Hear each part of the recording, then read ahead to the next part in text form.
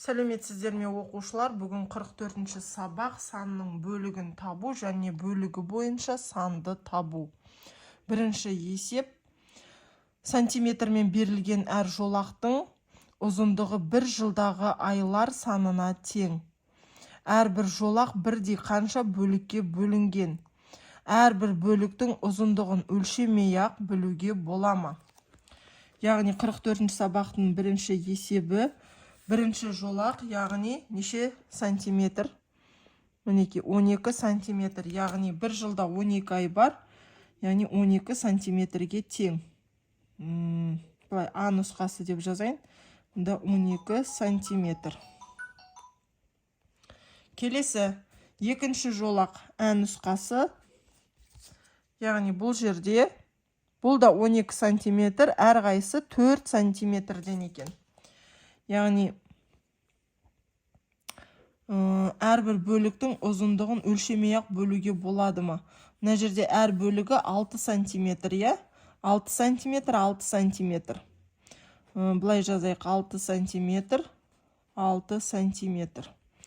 Мынау да 12 сантиметр, жалпы ұзындығы. Бірақ әрқайсысы 4 сантиметрден, әр бөлігі 4 сантиметрден. Келесі Б нұсқасы. Бұл да 12 сантиметр, әр бөлігі 3 сантиметр. Мінеки көріп тұрсыздар, я? Мына жер 1 сантиметр ғой арасы. Мынау 4 болса, мына жаққа дейін. Мына сонда бір ғана сантиметр шегерілген, сонда 3 сантиметрден. 3 сантиметр, қосу 3 сантиметр, қосу 3 сантиметр, қосу 3 сантиметр. Сонда 12 болады. Келесі В нұсқасы. Бұл да 12 сантиметрге тең. Және де әр бөлігі 2 сантиметрден екен. 2 сантиметр, қосу 2, қосу 2, қосу 2, қосу 2, және де қосу 2 сантиметр. Мінеки, әр бөліктері 2 сантиметрден соңғы жолақтың. Номер 2-ші есеп. Кесінді тең бөліктерге бөлінген. Кесіндінің бір бөлігінің ұзындығын өлше. Бір бөлігін білу арқылы барлық кесіндінің ұзындығын қалай табуға болады? Яғни бір бөлігін білу арқылы бір бөлігі 3 сантиметрге тең екен. Мінеки, қарап тұрсаңыздар, мына жерде 3 сантиметрге тең. Яғни мынау 3 сантиметрге тең болса, мынау да 3 сантиметрге тең. Сонда кесіндінің жалпы ұзындығы 6 сантиметр болады. Яғни оны бұлай жазып қойсақ болады. Номер 2-ші есеп. Бір бөлігі 3 сантиметрге тең. Ал енді жалпы кесіндінің ұзындығын табу үшін 3 сантиметрге қосамыз 3 сантиметрді. Сонда 6 сантиметр болады. Немесе 3 сантиметрді көбейтеміз 2-ге, себебі 2 бөлікке бөлініп тұр. Сонда 6 сантиметр. Ал енді екінші кесіндіге қарайтын болсақ, бұл әр бөлігі 2 сантиметрге тең. Мінеки, міне 2 сантиметрге тең болып тұр. Сонда бізде бұндай бөліктен 5 бар екен. Ондай болса, Ә нұсқасында 2 сантиметрді 5-ке көбейтеміз. Сонда жалпы кесіндінің ұзындығы 10 сантиметр екені бізге белгілі болады.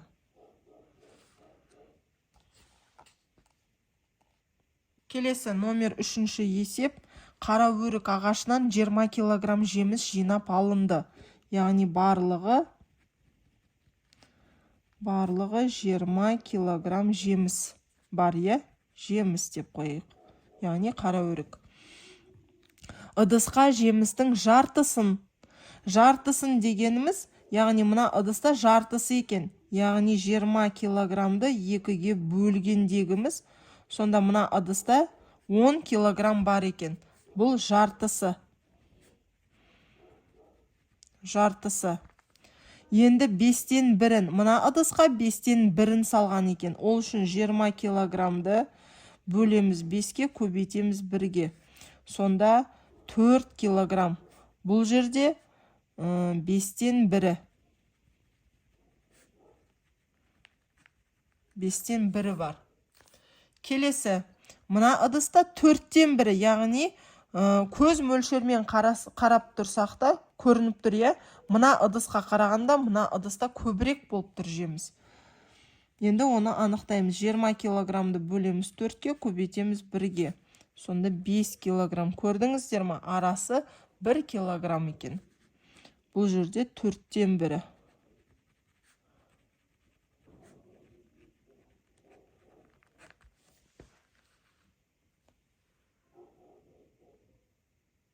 Келесі номер 4-ші есеп. Есепті шығар. А нұсқасы, яғни бұл жерде бір қарбыздың массасы 8 килограмм. Жарты қарбыздың массасы қаншаға тең? Яғни бұл жерде есептің қысқаша жазылуы мына жерде берілген. Осыны көшіріп алсаңыздар болады. Мен бірден шешуін жазып көрсетейін. Яғни бұл жерде жартысы дегеннен, яғни 2-ге бөлінгендегісі, я. Яғни 8 килограммды 2-ге бөлсек, бізде 4 килограмм болады. Бұл жартысы. Қарбыздың жартысы 4 килограммға тең. Жауабы жартысы 4 килограммға тең. Келесі ән нұсқасы, жарты қарбыздың массасы 4 килограмм, қарбыздың барлық массасы қаншаға тең? Яғни жартысы дейді. Мына бір жарты бөлігі 4 килограмм екен. Енді бүтін бөлігі, бүтін қарбыз қанша дейді. Яғни мына бір бөлігі 4 килограмм болса, мынау да 4 килограмм болса, онда қанша болады? Бірден шешуін жазайық. 4 килограмм. Бізде 2 бөлікке бөлінген, сол себепті 2-ге көбейтеміз, сонда 8 килограмм. Бұл бүтін бір қарбыздың массасы. Бір қарбыздың массасы. Жауабы қарбыздың барлық массасы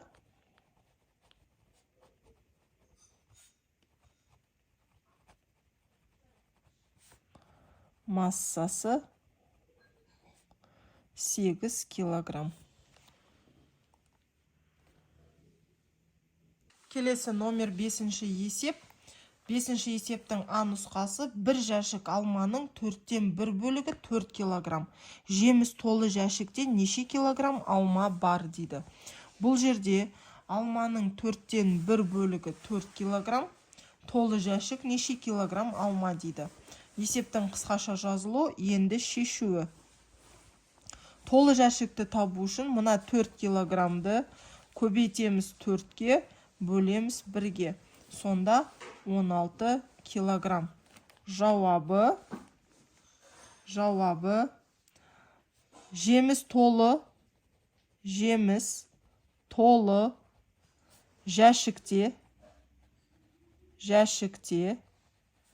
16 килограмм алма бар. Келесі 5-ші есептің Ә нұсқасы, бір жәшікте 16 килограмм алма бар.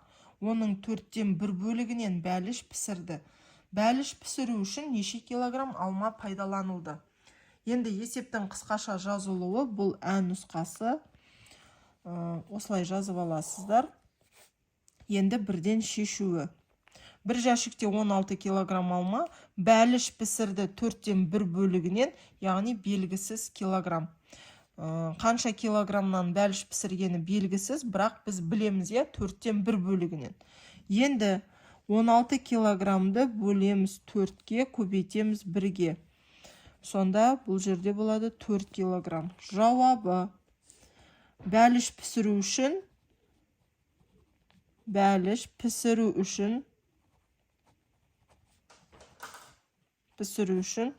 4 килограмм алма пайдаланылды.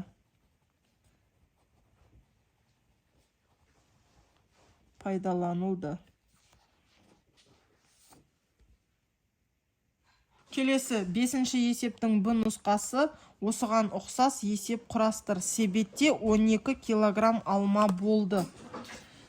Яғни барлығы 12 килограмм алма. оның 3-тен 1 бөлігінен компот қайнатты. Компот қайнатты. 4-тен 1 бөлігінен. Яғни белгісіз, қанша килограмынан. Енді соны анықтауымыз қажет. Шешуі 12 килограмды бөлеміз 4-ге, көбейтеміз 1-ге. Сонда 3 килограмм. Жауабы компотты 3 килограмм алмадан қайнатты.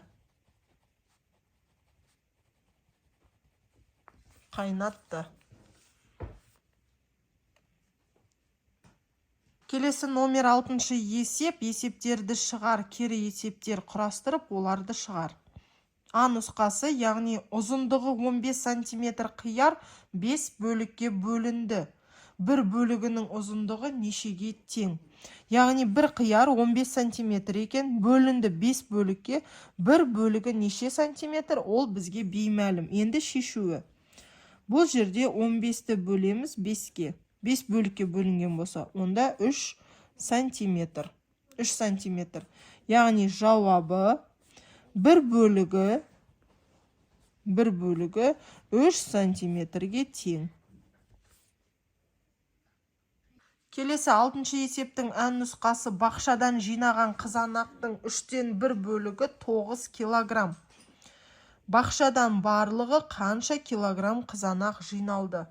Яғни 9 килограмм бұл 3-тен 1 бөлігі ғана. Яғни мынау жиналған қызанақ болса, ол осылай 3 бөлікке бөлінген. Мына 1 бөлігі ғана 9 килограммға тең. Жалпы қанша деп сұрап тұр. Енді ол үшін 9-ды көбейтеміз 3-ке, бөлеміз 1-ге. 27 килограмм. Жауабы барлығы 27 килограмм қызанақ жиналды.